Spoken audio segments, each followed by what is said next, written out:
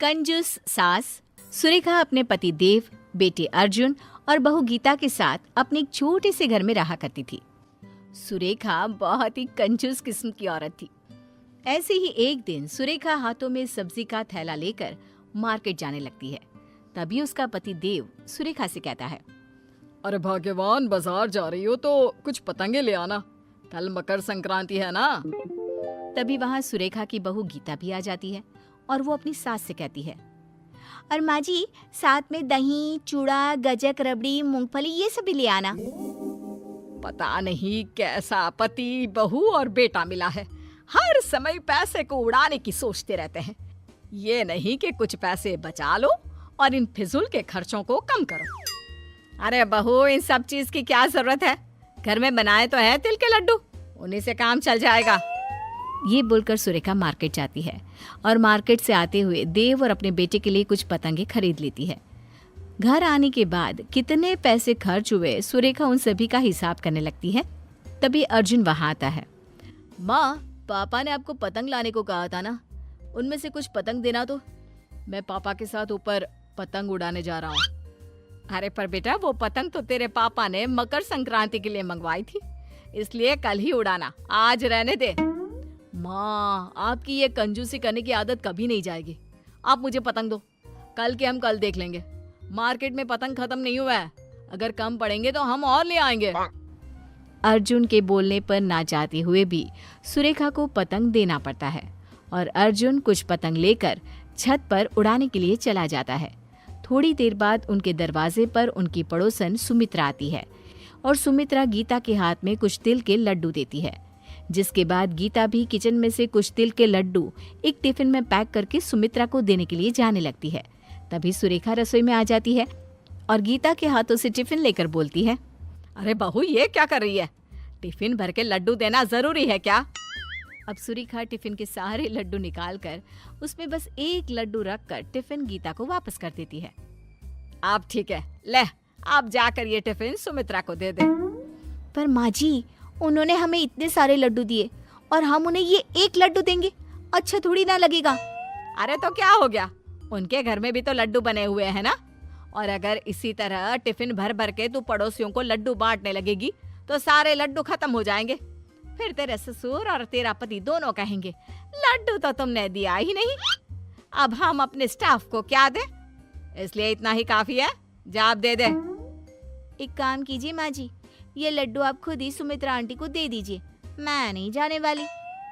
ये बोलकर गीता वहां से चली जाती है और सुरेखा खुद जाकर सुमित्रा को तिल के लड्डू का टिफिन देती है। सुमित्रा टिफिन देखकर हैरान हो जाती है और मन ही मन खुद से कहती है, इस कंजूस ने आज टिफिन में लड्डू दिया है, जरा टिफिन खोलकर देखूं तो।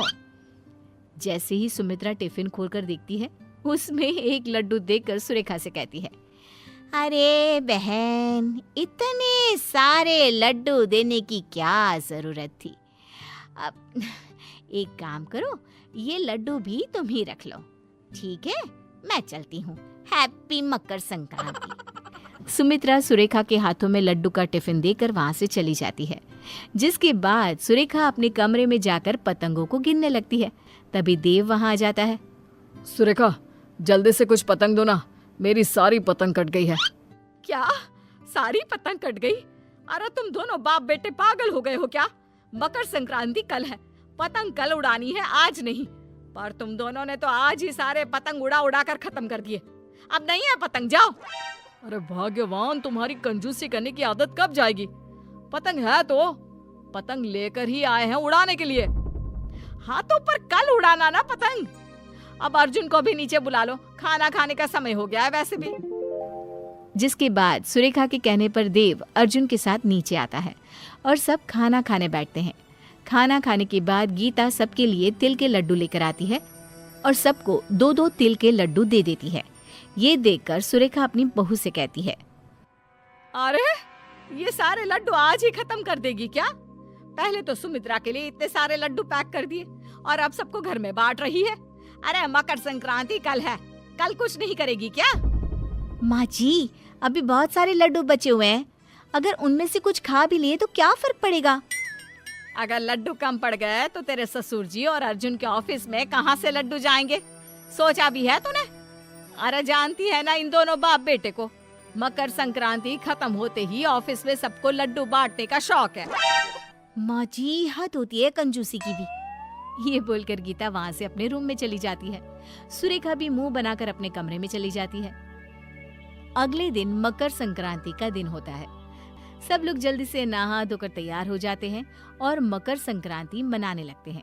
कुछ देर बाद देव, अर्जुन और गीता पतंगबाजी के लिए तैयार हो जाते हैं, जिसके बाद गीता सुरेखा के पास जाती है और कहती है, माँ जी, आज के लिए पतंग खरीदी थी ना, अब तो आप हमें पतंग दे सकती है ना, ताकि हम छत पर जाकर पतंगबाजी कर सके। हाँ हाँ देती हूँ। ये बोलकर सुरेखा पतंग लेने के लिए जाती है, जहाँ उसने अपने 2 पालतू तोतों को रखा होता है। उन तोतों को देखकर सुरेखा खुद से बोलती है, सबको पतंग उड़ाने की पड़ी है, पर कोई एक बार भी इन बेचारे पक्षियों के बारे में नहीं सोचता जो खुले आसमान में उड़ रहे होते हैं। पतंग उड़ाने की वजह से न जाने कितने पक्षी घायल हो जाते हैं और अपनी जान से हाथ धो बैठते हैं।